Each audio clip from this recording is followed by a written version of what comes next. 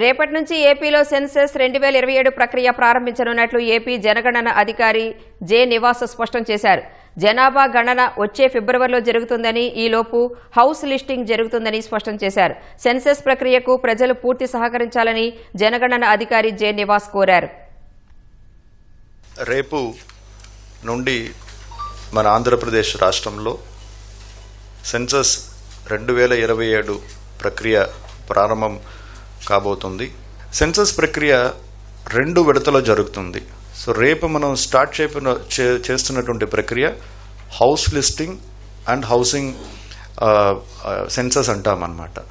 అంటే దీంట్లో కేవలం ఇల్లులు మరియు భవనాలు దాన్ని ఒక లెక్క చేయడం జరుగుతుంది. అక్టోబర్ 1, 2020 నాటికి ఎక్కడైతే కొన్ని టఫ్ ఏరియాస్ ఉన్నాయో అక్కడ పాపులేషన్ ఎన్యుమరేషన్ కంప్లీట్ అయిపోతుంది.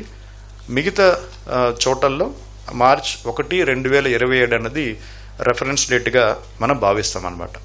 ఈ సెన్సస్ హౌస్ నెంబర్ అన్నది ప్రతి ఒక్క బిల్డింగ్ అంటే ప్రతి ఒక్క స్ట్రక్చర్కి కూడా ఈ సెన్సస్ హౌస్ నెంబర్ అనేది ఇవ్వడం జరుగుతుంది.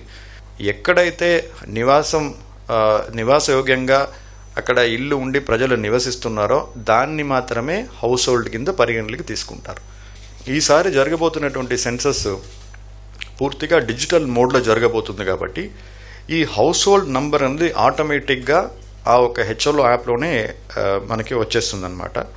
తర్వాత ఈసారి కేవలం ఆ ఇల్లులో ఎంతమంది ఉంటారు అన్నది మాత్రమే లెక్క తీసుకుంటాము.